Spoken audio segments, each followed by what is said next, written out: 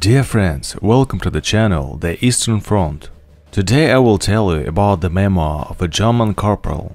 He began keeping his diary in the summer of 1941, when the 299th Division in which he fought as part of the 6th Army was preparing for an attack on the Soviet Union. In accordance with the plan of Operation Barbarossa, the division advanced south of the Pripyat marshes during stubborn battles. At the end of the same year, the unit participated in closing the encirclement ring around the Kiev, and subsequently in fierce battles near Stalingrad, in battles for Kharkov, Voronezh and Orel. With the help of his diary, we will be able to look at these events through the eyes of our enemy. Almost every day, without embellishment, he described everything he saw with his own eyes. 12 June 1941. Again, we are about to be deployed to perform another difficult task. I hope that everything that happens will take a place in my diary. In it, I will display daily events in their true form, without embellishing anything. I am forbidden to tell my wife about such things in letters. But never mind, the time will come and I will tell her everything.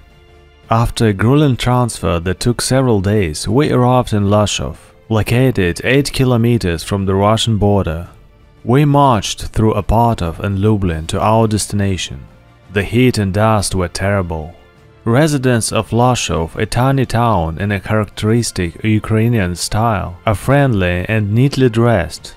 The houses are small, single-story, covered with shingles. Here, the main building materials are wood and straw. Barns and houses made of wicker willow. The rooms, all through small and cleanly, always have whitewashed walls hung with colored woven straw mats. Stoves, walls and ceilings are painted with beautiful flowers. Bright embroidered pillows, curtains and rugs create a simple and at the same time pleasant, joyful atmosphere. We pitch tents in the barns, where finally we can count on a well-deserved rest and silence. 13 June. Transfer to Zamość to occupy positions. A stunningly picturesque city market. All through I see the richly decorated Baroque facades of the Burgomeister's building for the first time. There are Russian churches everywhere with onions on the roofs. The names of streets and shops are usually in two languages, German and Ukrainian. 14 June. An order was received to proceed to the Western Bug River. As part of a small reconnaissance group, I was ordered to map the enemy's positions immediately upon arrival at the place. On the way to the place, I see a lot of sappers busy filling holes in the roads. The local forest is already occupied by the Russians. Literally a few dozen meters away, the Soviet flag with the hammer and sickle is flying. I don't want to think about what would have happened if the Russians had decided to send scouts to this area. We understand very well that this is quite possible. And then, what should we do? The Russian pillboxes are only 100 meters away, and from there our 10 soldiers and a handful of sappers are very clearly visible. The river serves as a state border. If the Russians decide to attack, we will not have time to leave, we have no transport. Maybe we're scapegoats, specially given to the slaughter of the Russians in case of our invasion. Similar things have happened in Poland. And what? Quite an honorable death sentence. But for now we are sleeping it off peacefully. They didn't even put up a combat guard. To what? It's all the same, what will be will not be avoided. My dear Roselle, if I had written about all this, you will have lost your peace forever. It's lucky you don't know anything about it.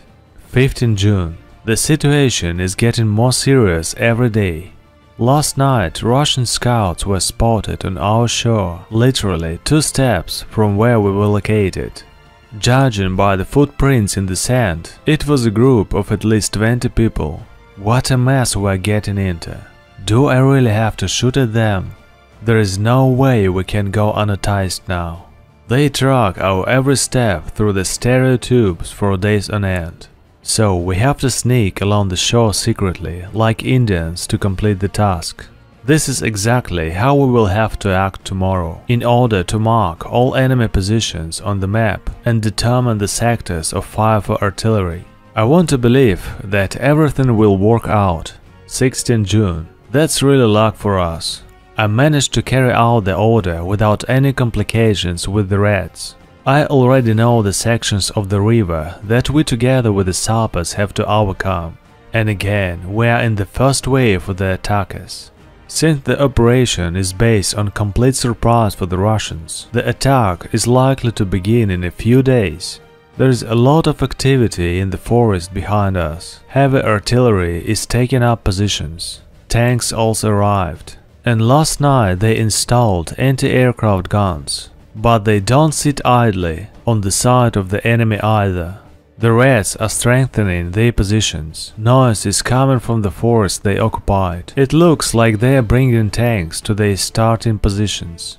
I am exhausted today. Even in the evening, the heat is unbearable. 17 June. It's raining. It's real blessing for the local peasants. All the path turned into a knee-deep mud at once. At noon, our commander, General Willy Moser, arrived.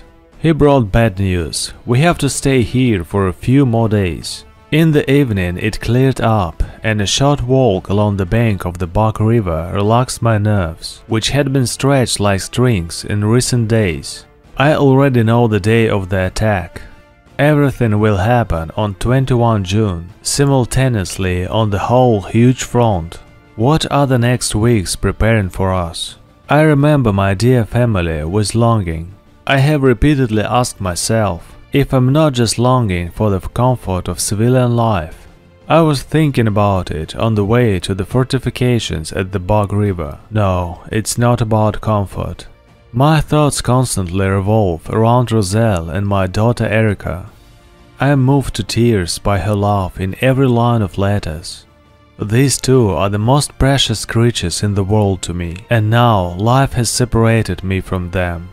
My thoughts go back to my parents, to my father and mother. They are also infinitely dear to me. We love each other very much. I remember with gratitude all the good that they did for Roselle and me. With God's help, I will overcome all the difficulties of the coming weeks for them. 18 June. Everything is very serious. Under the cover of darkness, our division is being reorganized for the attack. Today around noon, reinforcements arrived, units of the 528th Infantry Regiment, young guys with the unburned faces. The sun has barely touched them only in recent days. Yes, a soldier's fate. I think that the attack on the whole front will begin on Sunday. This newly arrived day brought me joy. 2 whole letters from my beloved Roselle. 19 June. My recent observations have led me to the idea that our sector of the front is waiting for a fierce enemy resistance. I wonder if our surprise-based maneuver will succeed. In the rear, local residents are forced to leave, to abandon property and household. Our troops will probably also have to attack tomorrow.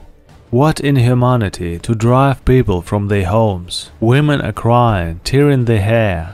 There is crying all around and only crying, and there is nothing we can do to help them. The greatest battle of all time begins the day after tomorrow, 20 June. We leave the dugout.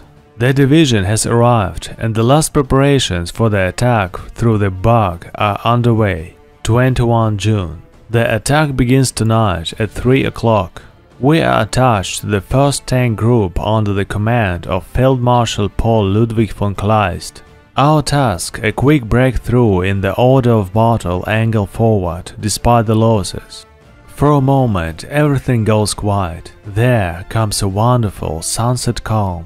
A few hours later, all these houses are on fire, and shell fragments are whistling in the air. Funnels will furrow fields and roads. The fact that we are again part of the offensive forces under Kleist's command is impressive. Goodbye, my wife Roselle. Goodbye, my dear parents. I'll be thinking about you tomorrow. Don't worry, the soldier's luck will not leave me. 22nd June 1941. Suddenly, at about 3 a.m., the first salvo thunders. Hundreds of guns of all calibers are firing. In response, the hail of shells from Stalin's arsenal is heard. Armageddon has begun. You can say a word in the thundering hell. Our rear is still sleeping peacefully, but death is already reaping the harvest. With stone faces we crawl along the trenches, counting the minutes until the order to attack the bog fortifications. We involuntarily touch soldiers talking, take hand grenades and check our weapons. At 3:30 o'clock, whistles are heard. We quickly jump out of hiding and overcome the 20 meters separating us from the boats with all our legs.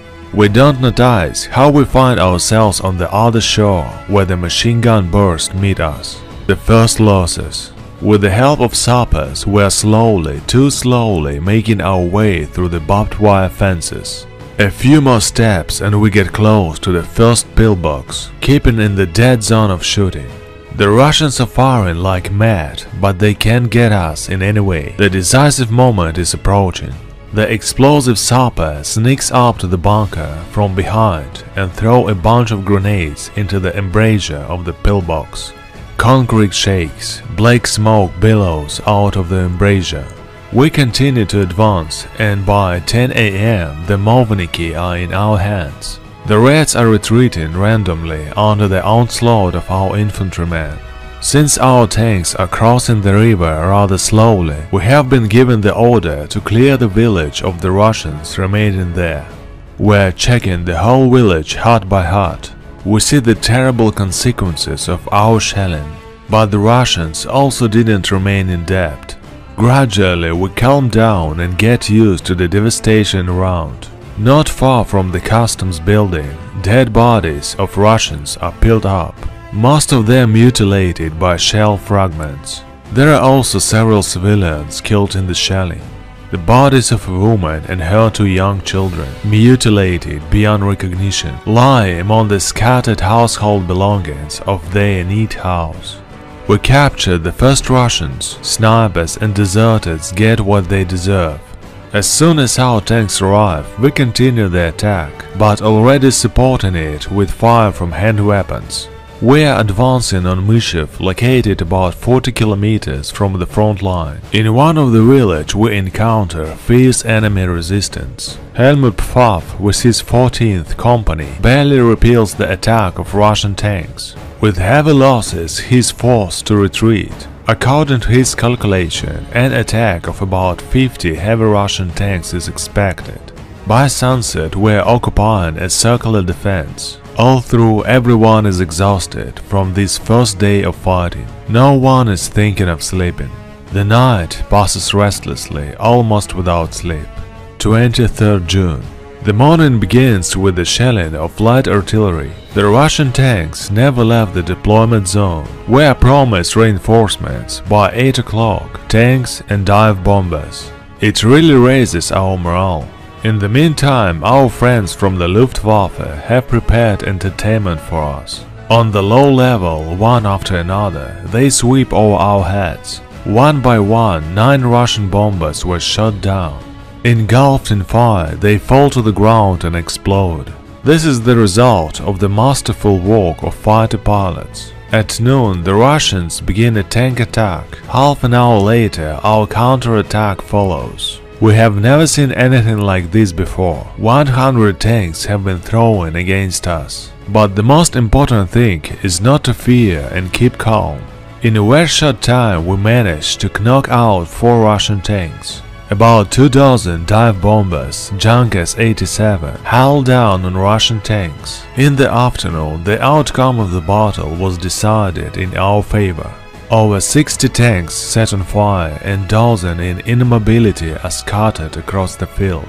Most of the enemy units retreated to Babichi. We follow them around all night, which allow us to then surround them. 24th June.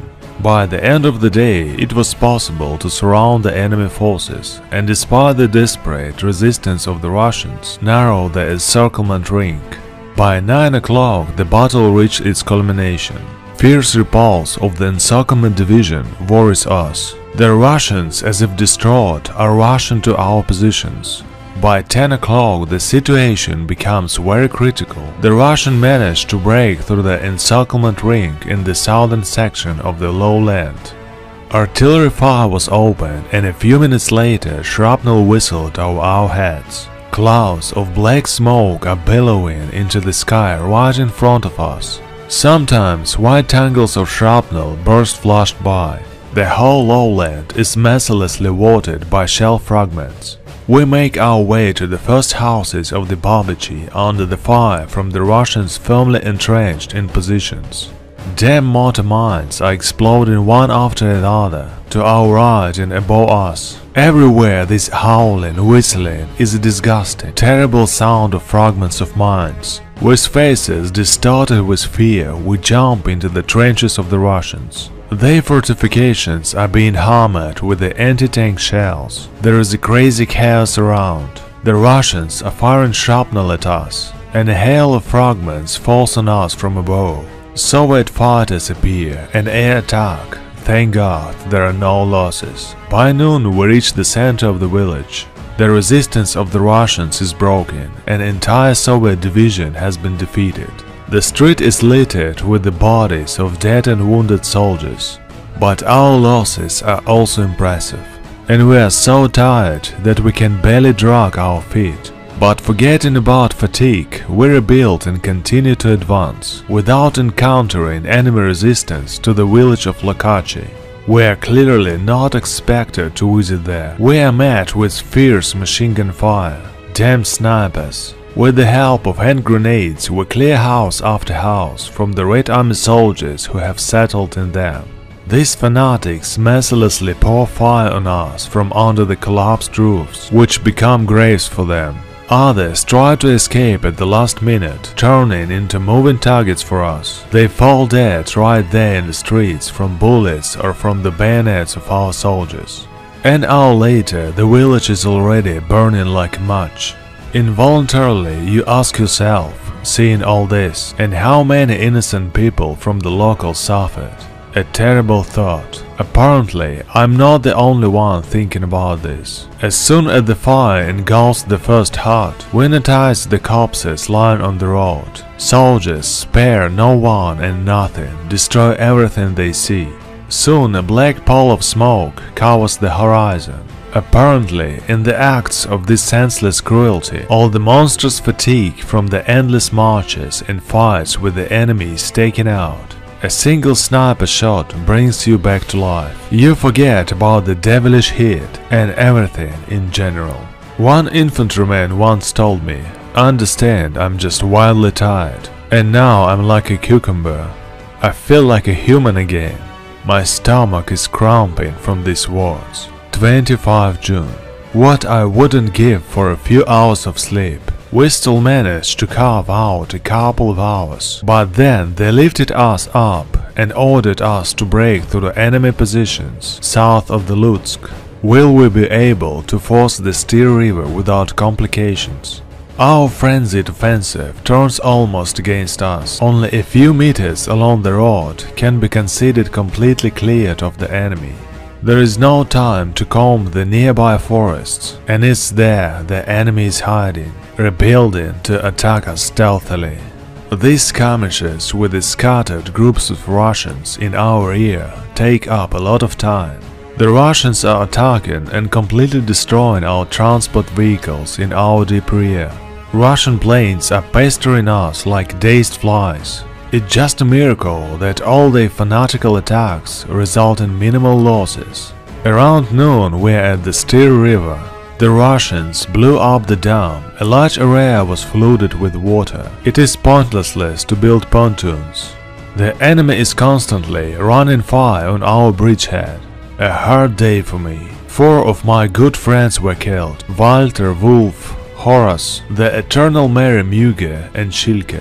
Many others were seriously injured. I myself am at the limit of my physical and moral strength. If you could only see me now, my dear Roselle, dirty, rugged, dying of thirst. If you looked at me, you would immediately burst into tears. Our beloved homeland will never understand what kind of campaign fell to our lot here. It's impossible to imagine this territory and how we have to move around it, not to mention the battles in which we participate. Another attack by a Russian stormtrooper has just ended. Gruber was killed and he got married just 8 days ago. I couldn't close my eyes at night. There is a real hell in the east in the rear. The sky is blood red. There is a constant rumble of explosions in the air. There is a strong battles going on around. Reinforcements arrived, tanks. We were informed about the beginning of the battle for Lutsk. At sunset, in the direction of the village, we see dark clouds of smoke over the banks of the river. Dear friends, that's all for today. It was Tim and the Eastern Front channel, and as usual, I wish you peace and health. If you like the video, then support it with a like and the channel with a subscription. See you!